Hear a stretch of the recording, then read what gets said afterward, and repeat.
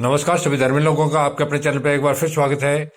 आप लोगों को विदित ही है कि परमात्मा के पुत्र यीशु इज़राइल में जगह जगह घूमते रहते थे और दृष्टांतों में अर्थात उदाहरण में परमात्मा के मार्ग और परमात्मा के बारे में बताते रहते थे, ताकि धरती के लोग पापाचार को छोड़ के स्वर्ग के अधिकारी बने।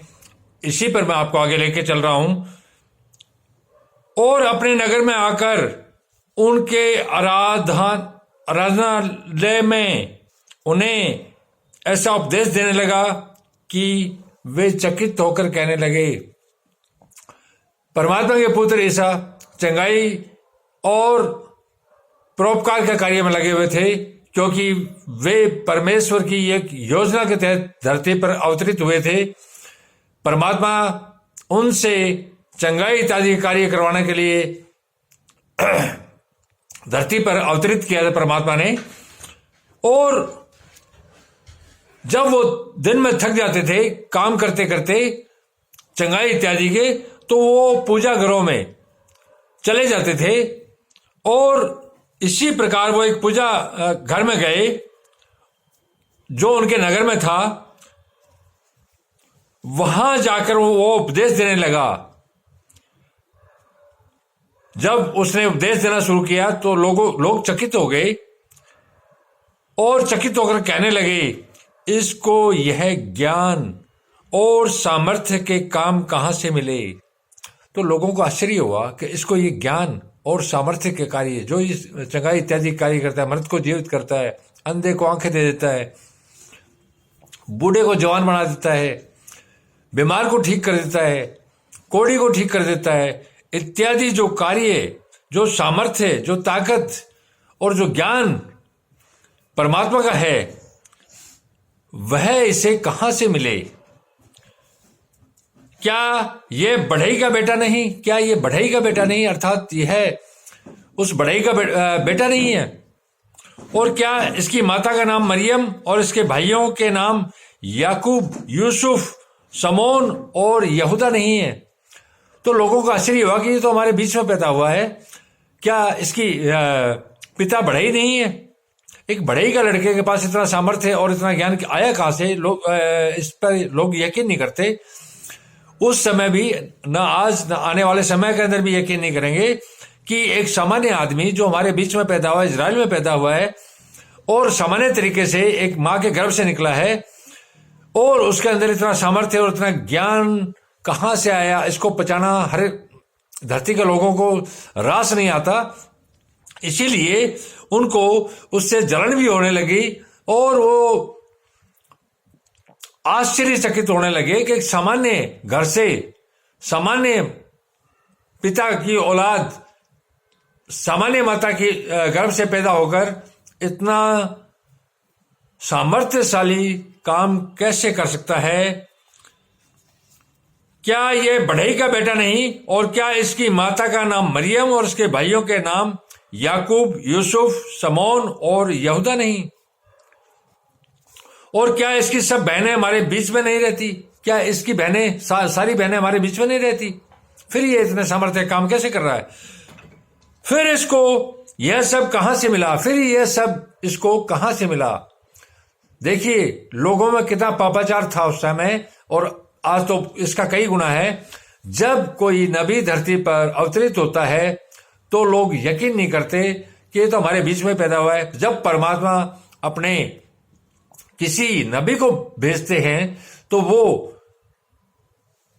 उस मुल्क में, उस शहर में उन्हीं के लोगों के बीच में उन्हीं जैसा भेजते हैं, तो वो लोग यकीन नहीं करते कि इसके पास इतनी सामर्थ्य आ कैसे सकती है। एक सामान्य घर में, हमारे से भी छोटे परिवार में पैदा हुआ है, तो ये उस समय भी था, आज भी है और आने वाले समय में भी रहेगा। फिर इसको ये सब कहां से मिला? अब देखिए कितना आश्चर्य हो रहा है कि ये सब हमारे पास नहीं है, इसके पास आया कहां से? इस प्रकार उन्होंने इसके कारण ठोकर खाई। इसी सोच के कारण, इसी गंदगी के कारण, इसी पापाचार के कारण उन्होंने ठोकर खाई, क्योंकि उन्होंने परमात्मा के पुत्र यीशु को नहीं पहचाना, तो परमात्मा को क्या जानेंगे? और इसके कारण उन्होंने ठोकर खाई।